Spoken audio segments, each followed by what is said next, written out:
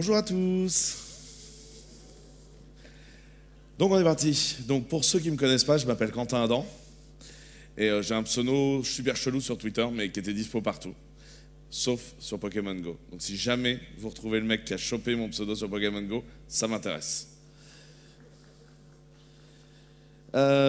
Parfois, les gens m'ont déjà vu, soit parce que je donne des interviews sur YouTube, enfin je fais faire des interviews aux gens, ça s'appelle My Amateur, c'est les interviews en toge, soit sur une de mes confs, donc n'hésitez pas.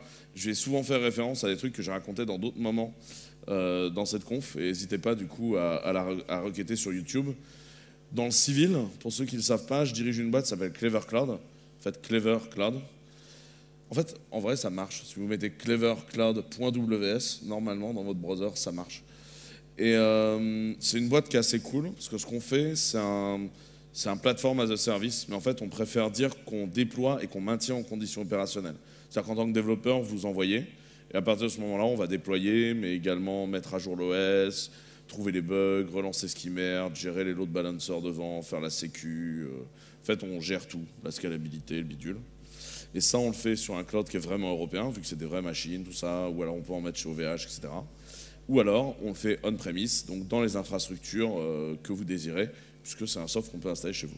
C'est vraiment cool, n'hésitez pas à l'essayer ou si vous avez des questions avec ça. On passe à la keynote.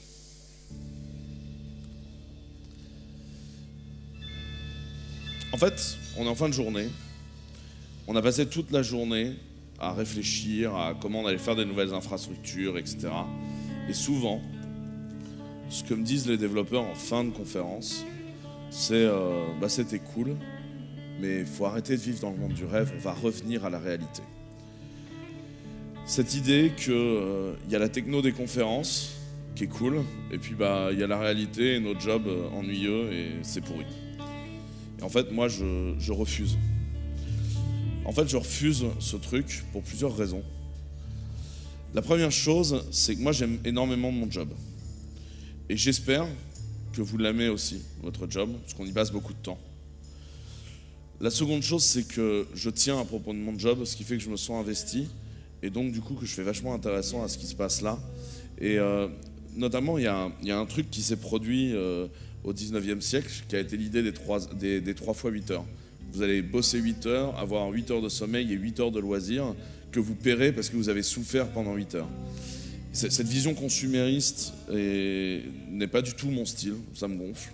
Et du coup, je la refuse, donc c'est une des premières raisons. Et la deuxième chose, c'est que j'aime bien être fier de ce que je fais. Et ce qu'on a fait chez Clever, c'est une belle plateforme, tous nos clients sont heureux, on n'a pas de churn. Et donc, je peux être fier de ce que je fais, et j'enjoins tous les gens à être fiers de ce qu'ils font.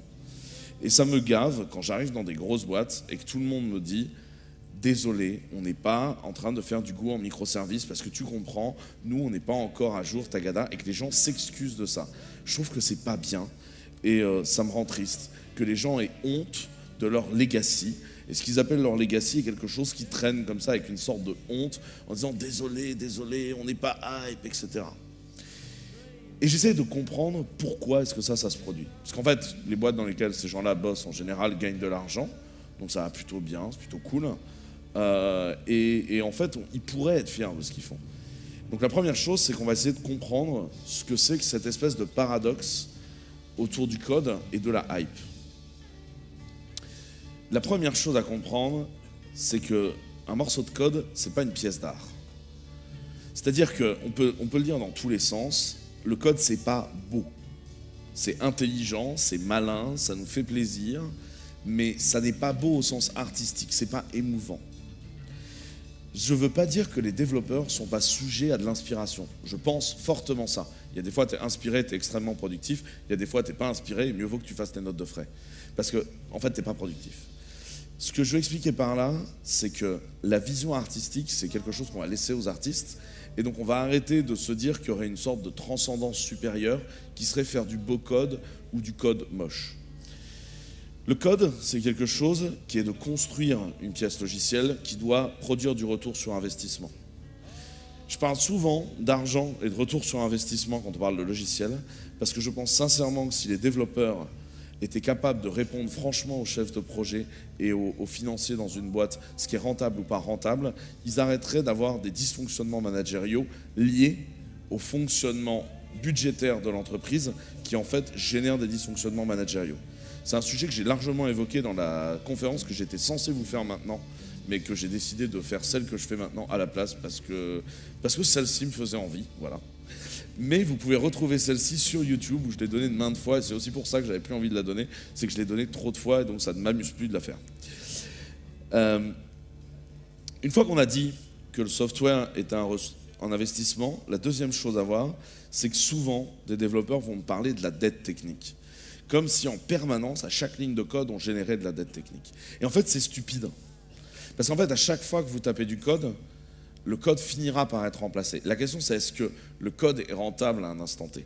Moi, je préfère parler d'investissement technique. Un investissement, c'est quelque chose qu'on achète, qui rapporte ou qui ne rapporte pas de l'argent, et ça te cite. Le code qui vous permet de faire une migration de BDD, en toute théorie, il sera exécuté une fois. Donc on ne pourra pas calculer son ROI sur 3 ans de la réutilisation de la machine-outil qu'est le code, vous voyez bien. Par contre, écrire bien la migration et éviter de fixer les valeurs pendant 1 mois à la main dans la base de données, on voit bien que c'est rentable. Et cette ligne de code de migration qui a été exécutée qu'une seule fois, bah elle est rentable d'elle-même. Et quand on parle comme ça en investissement, ça devient tout de suite beaucoup plus rationnel. Faire un POC ignoble dans une technologie de productivité extrêmement rapide pour faire un POC, pour décrocher le budget, pour tout recoder, jeter à ce moment-là le POC n'est pas de l'argent perdu, puisque tu as déjà gagné de l'argent avec. Jeter du code qui ne devrait plus servir est un bon investissement, parce que du coup, vous évitez de vous balader une merde à maintenir pour l'éternité. Vous voyez le point? Donc, il faut vraiment arrêter avec cette histoire de dette technique, mais comprendre qu'il y a des investissements, et il y a des investissements qui deviennent des boulets. C'est comme tout. Par exemple, il y a des gens qui ont acheté de l'action Groupon quand ils sont rentrés en bourse. Ben, c'était un mauvais investissement. Il y a des gens qui ont acheté de l'action Élastique quand ils sont entrés en bourse. C'était un bon investissement. Vous voyez le point?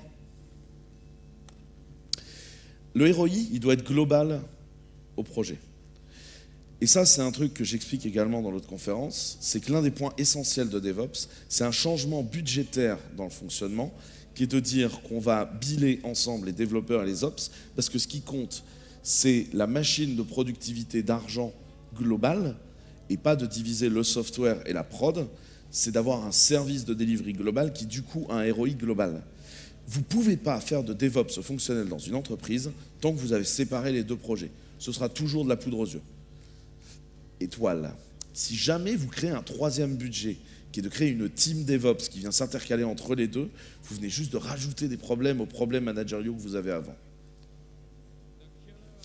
Une fois qu'on a dit tout ça sur du code et de la technologie, la question suivante qui se pose est comment est-ce qu'on fait des bons choix technologiques? La première chose pour comprendre les choix et les choix technologiques, c'est que dans l'humanité, les humains ne sont pas des gens rationnels. On appelle ça la mise en place de Kubernetes dans une entreprise. Pardon, j'ai trollé. Les gens ne sont pas rationnels, ils ne sont pas data-driven. En fait, les décisions, on les prend en général pour de mauvaises raisons. Quand vous êtes dans le rayon boisson énergétique, la raison pour laquelle vous achetez une Red Bull ou une Carrefour Discount Energy Drink, alors que ça sort de la même boîte, c'est pourquoi? C'est du marketing, c'est de l'émotion, c'est du paraître. Le prix, par exemple, a toujours été une partie du marketing des choses. Je ne sais pas si vous vous souvenez, il y avait eu un super reportage il y a quelques années sur le Tarama, et les mecs vous expliquaient que le Tarama Leclerc Discount était exactement le même que chez Fauchon, avec un facteur de prix différenciant énorme. Mais c'est parce que les gens qui mangent du Tarama Fauchon, ils ne mangent pas du Tarama, ils mangent leur argent. Et donc, les choix technologiques, c'est comme tous les choix, ils sont émotionnels. Et les gens font des choix technologiques en grande partie pour des raisons qui sont, par exemple, est-ce que j'assure mon métier? Vous connaissez cette expression qui dit « personne ne s'est jamais fait virer pour avoir choisi du IBM ». Je vais vous donner un exemple plus simple. Le Gartner. Vous savez bien qu'une des justifications pour faire un projet, c'est, vous voyez bien que c'est dans le Gartner. Mais est-ce que le Gartner vend un produit qui est de prédire l'avenir, ou est-ce qu'il vend un autre produit? Il y a un des chercheurs du MIT qui était extrêmement frustré sur cette histoire-là, qui a pris les prédictions du Gartner depuis 10 ans et une bande de singes, et a trouvé une mécanique pour que les singes puissent prédire des trucs. Et il s'avère que le random des singes était plus fiable que le Gartner. Bon, le mec avait vraiment envie de faire son point, que le Gartner, ça sert à rien. Mais en fait, c'était loupé complètement le point du Gartner. Le Gartner, c'est pas quelque chose qui vous prédit l'avenir, c'est une assurance pour exécutive de boîte afin de pouvoir dire quand un projet a foiré parce que tu as acheté une étude au Gartner qui te dit que c'était une bonne idée de faire le projet, et dire, ouais, le projet a foiré, mais tu vois, c'était dans le Gartner. Sous-entendu, c'est pas de ma faute. C'est ça le métier du Gartner, c'est une assurance. Quand vous faites des choix, c'est beaucoup drivé par des émotions. Et c'est rarement drivé par des datas. La deuxième chose, c'est que les gens passent leur temps à comparer leur inside à l'outside des gens. Les gens comparent les petites perles de code un peu pourries qu'ils ont en interne avec chez Microsoft, on code comme ça, ou chez Facebook, on code comme ça, ou chez Apple, ils sortent l'iPhone qui est le meilleur produit du monde. Mais en fait, des dirty little secrets, il y en a dans toutes les boîtes. Et en fait, chacun va planquer son inside, alors que l'outside est complètement différent. Et il ne faut pas comparer le discours marketing de quelqu'un avec votre inside. Une des grandes modes, par exemple, c'est d'essayer de dire, oui, on bosse à la Google, sous-entendu Google, cette jeune start-up un peu grosse qui a quelques personnes et qui bosse bien. Mais si je vous racontais une histoire qui est, on est sur un gros projet. Ce gros projet, on est obligé de coder avec dans un framework maison, qui est entretenu à la maison. Le projet a été décidé entre plusieurs VP de la boîte pour des raisons politiques. Il y a une énorme faille de sécurité dans le projet que pendant 8 mois on a foutu sous le tapis jusqu'à ce qu'on nous mette un couteau sous la gorge et qu'on soit obligé de shutdown le produit parce qu'en fait il ne marchait pas du tout et qu'on était incapable de le rendre sécuritaire. Je ne suis pas en train de vous décrire une banque française là. Je suis en train de vous décrire Google+. Parce que Google, c'est une boîte de 85 000 employés, et que comme toutes les boîtes de 85 000 employés, ils ont beaucoup de politique, des problèmes de boîtes de 85 000 employés, ils ont des problèmes. Et vous voyez bien que vous ne pouvez pas comparer votre inside à leur outside, qui est de dire, nous on est Google, on n'a que les gens les meilleurs qui bossent chez nous. Ce qui est en plus très marketing comme affaire, parce que Google ne recrute pas les gens les meilleurs pour qu'ils bossent chez Google, Google recrute les gens les meilleurs pour s'assurer qu'ils ne bossent pas ailleurs. Ce qui est tout à fait différent comme approche. Je ne sais pas si vous savez, il y avait un cartoon génial là-dessus, vous aviez Larry Page et Sergey Brin sur un bateau qui étaient en train de se dire hey, tu sais, il y a tel mec qui a fait telle thèse géniale de Stanford dont tout le monde a parlé, etc. Ouais, bah ça y est, on a gagné, il bosse chez nous. Ah génial, et qu'est-ce qu'il fait? Il récure les chiottes, c'était le seul poste disponible.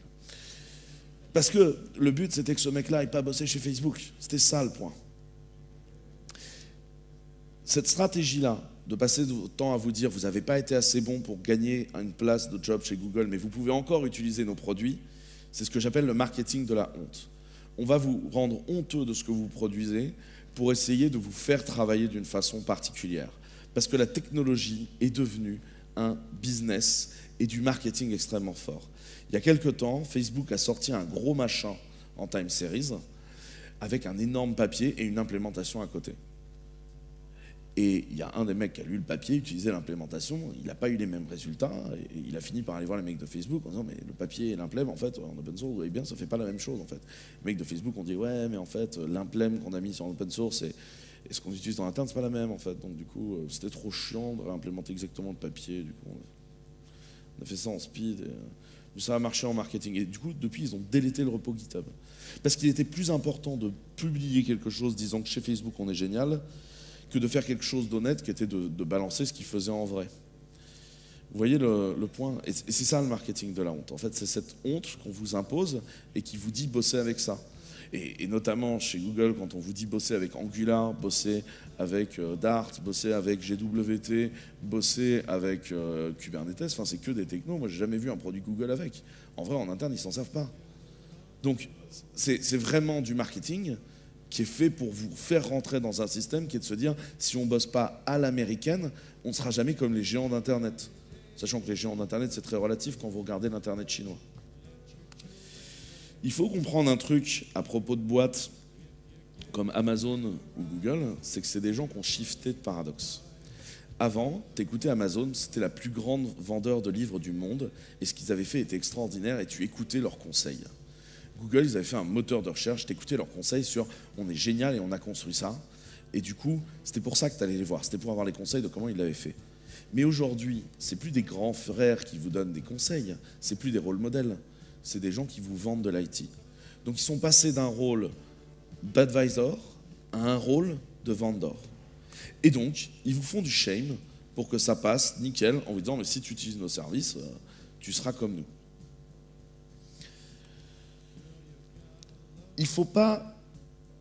À propos des vendors, il faut aussi être capable des fois de réaliser ce qui peut se passer sur un marché. Qui se souvient de l'époque OpenStack? Qui a vu dans sa boîte un projet OpenStack se lancer? Et qui maintenant a du OpenStack en prod qui marche? Moi je connais que OVH qui a fini par installer le bordel.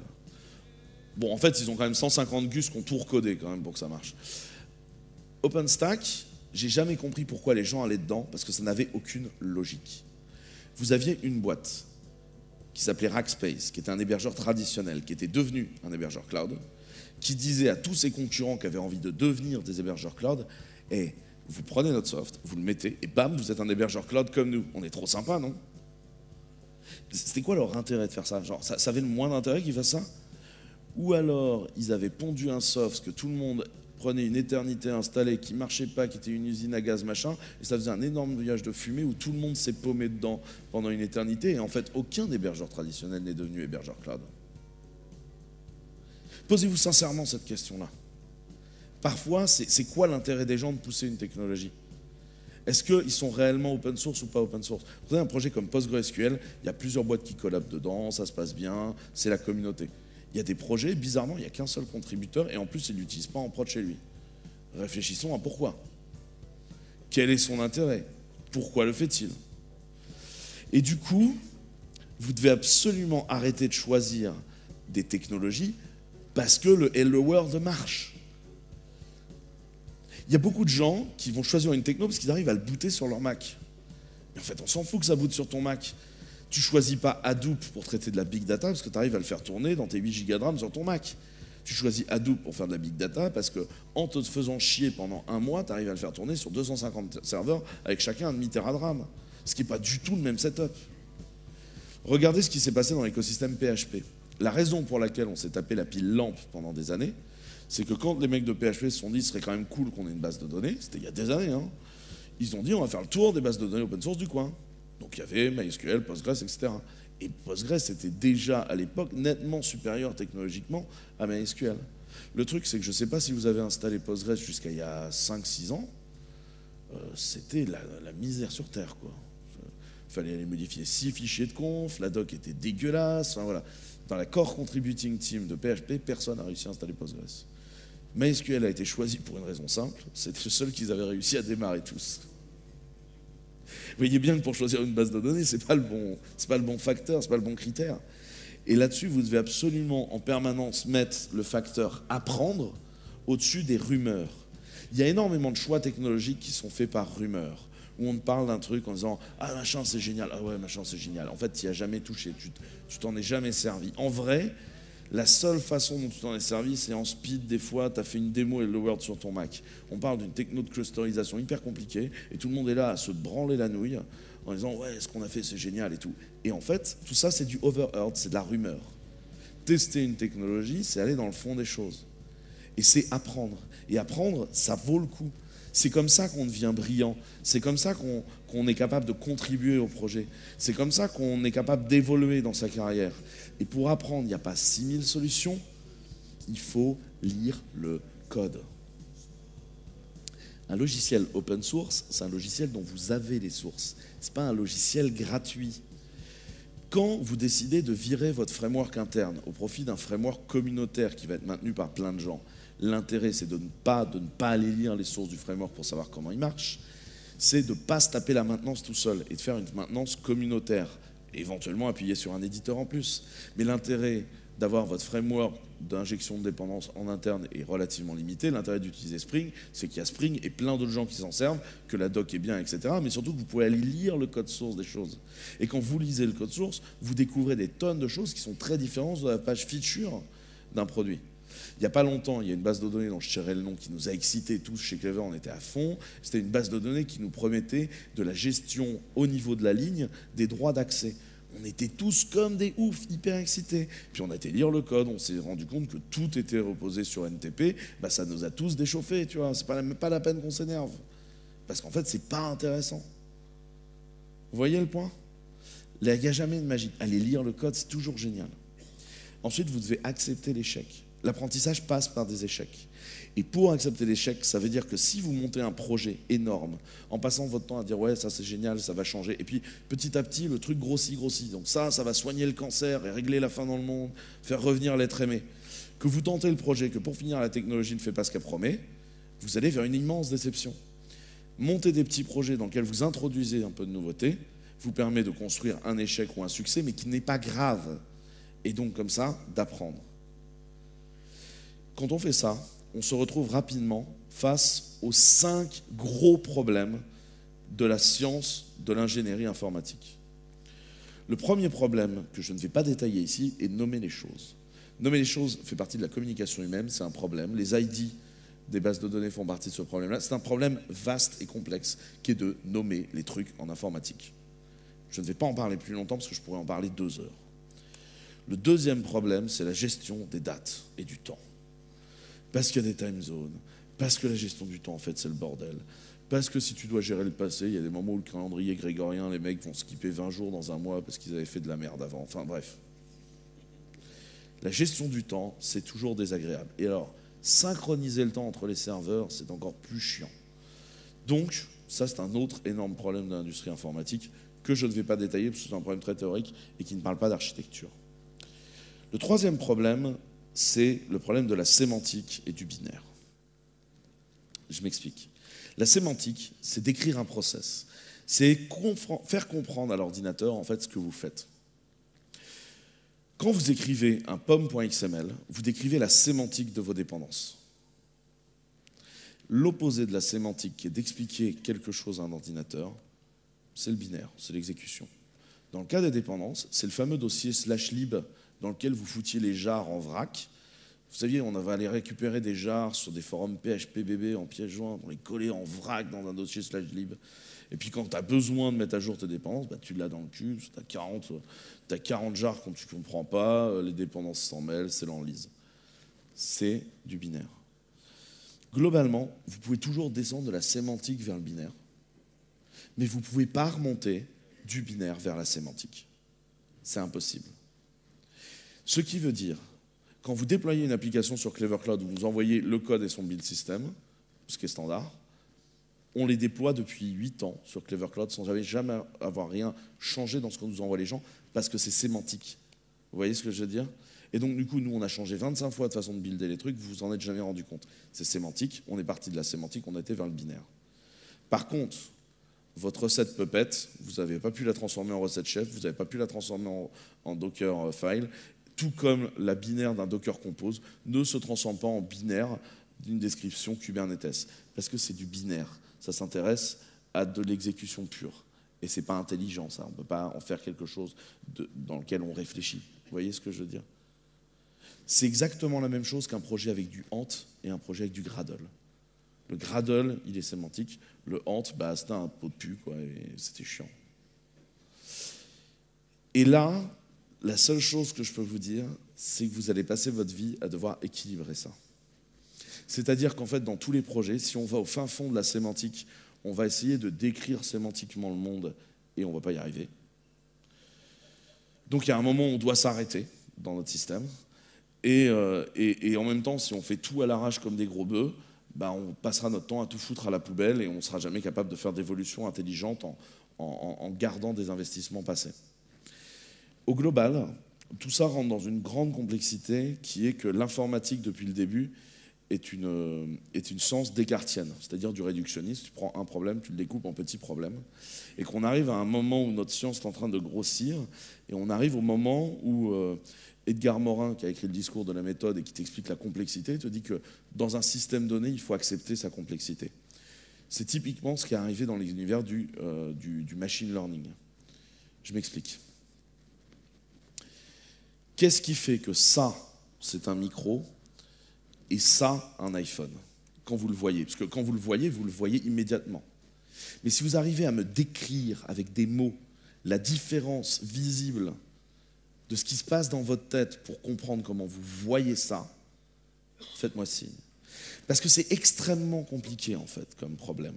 C'est un problème qui n'est pas modélisable dans notre langage parce que la vue est un automatisme absolu chez nous. C'est-à-dire qu'on l'a appris avant d'être capable de modéliser le langage.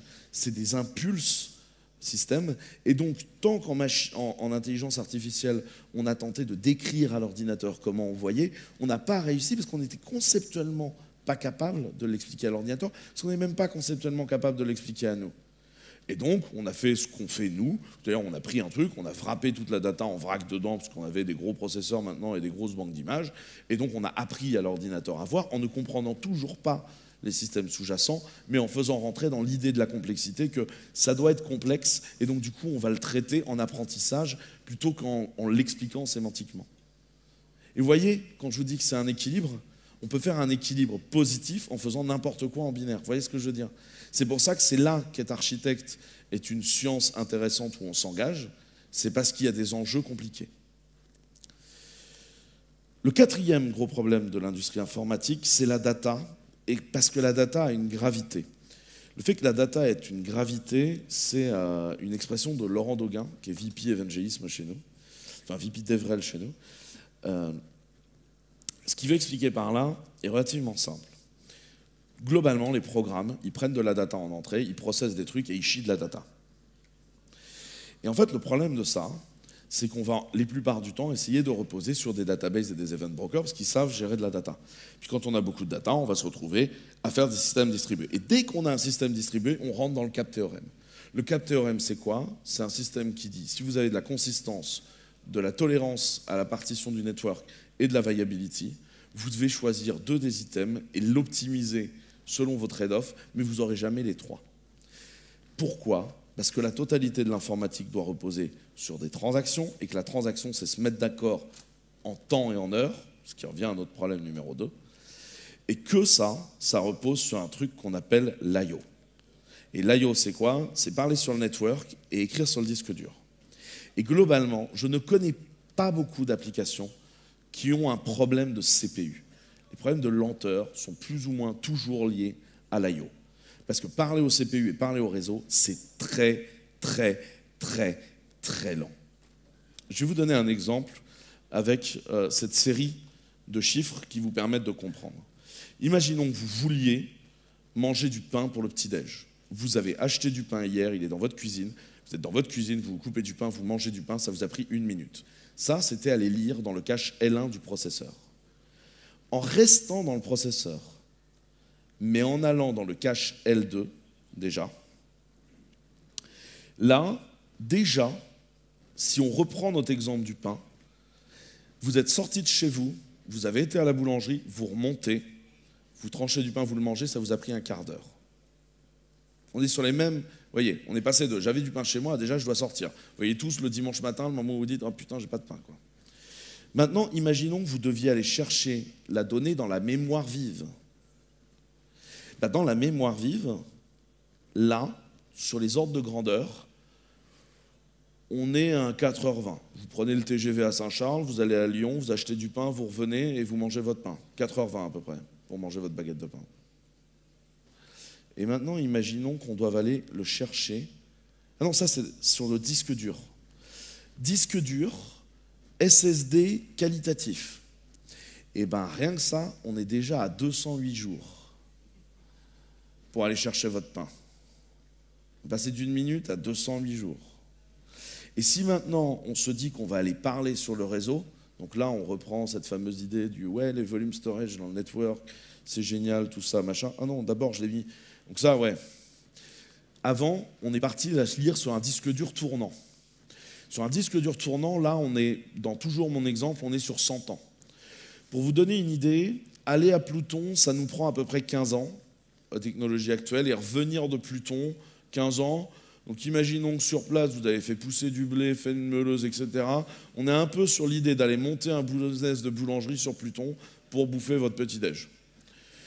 À l'heure, tu vois, en 2018, ça voudrait dire qu'un que si un poilu, à la fin de l'armistice de 14, s'était dit « Putain, j'ai vraiment envie de me faire une baguette de pain », là, il prendrait son petit-déj. Il tomberait face à Trump, il serait content, le gars, quoi.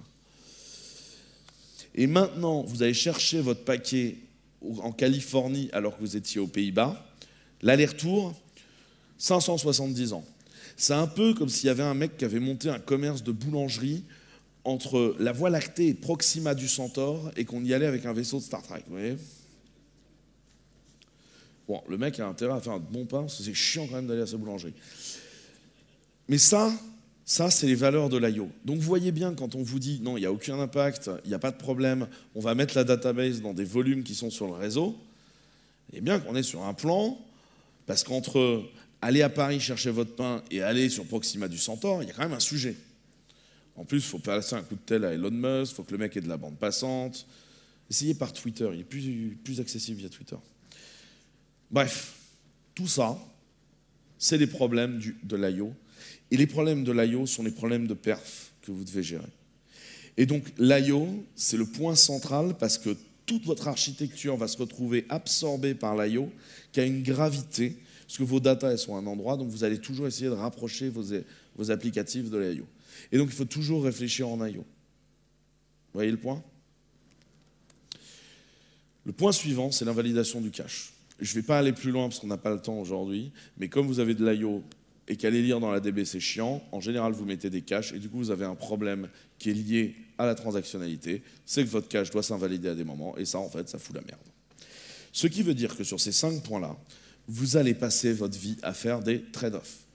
Et donc faire des trade-offs, c'est quoi ? C'est tester l'ensemble des technologies et vous demander quel accord bénéfice-risque est acceptable pour chacune. Mais vous voyez bien que tout ce que je viens de vous raconter ne peut pas du tout s'appliquer à on prend des décisions sur des rumeurs. Ça demande un travail consistant et rigoureux de tester les choses et de lire le code.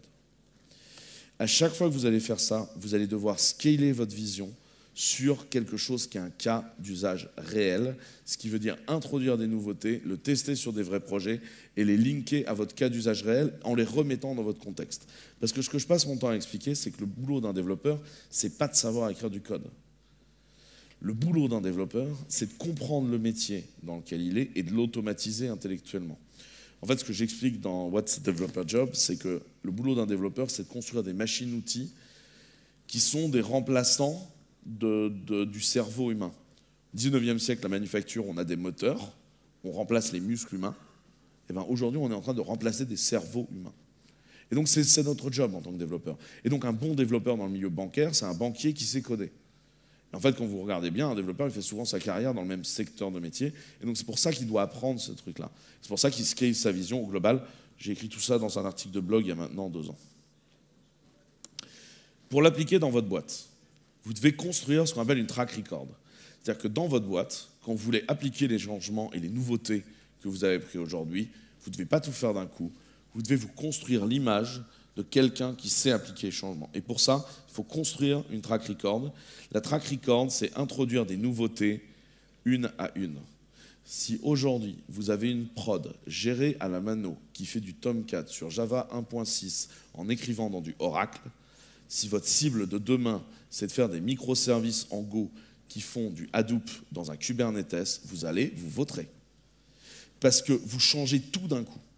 Vous ne pouvez jamais changer tout d'un coup. Parce que vous prenez tous les risques en même temps. Et ça, c'est jamais un bon plan. D'abord, parce que vous avez trop d'incertitudes. Ensuite, parce que vous allez construire une énorme envie de vous défoncer la gueule des mecs d'en face. Et donc, plus vous prenez de risques, plus vous avez de chances de vous ramasser la gueule. Et ensuite, parce que vous ne savez pas ce qu'aura marché. Ce qui fait que le projet sera un succès entre celui-là et celui-là, comme vous avez changé tous les paramètres, vous ne savez pas si votre paramètre à vous est un bon point. Alors que si vous changez juste la base de données et que ça se passe mieux, eh ben vous pouvez dire, la base de données, manifestement, c'est mieux. Trouvons un autre point d'amélioration, on va changer ça ce coup-ci. Vous voyez le point du truc ? Et du coup, vous construisez des succès. Votre track record, c'est d'introduire des nouveautés calmes qui ne créent pas une énorme énervation dans toute la boîte. Vous introduisez un changement calme, ça crée un succès rapide, et comme ça, vous devenez un champion. Et comme le champion, tout le monde a envie de se coller à lui, petit à petit, vous récupérez la possibilité de faire des meilleurs projets, des meilleurs, et vous pourrez continuer à vivre dans ce monde merveilleux qu'on vous présente dans les conférences, des technologies, de la vie réelle qu'on utilise, et arrêter de retourner frustré dans vos boîtes. Je vous remercie énormément de votre attention.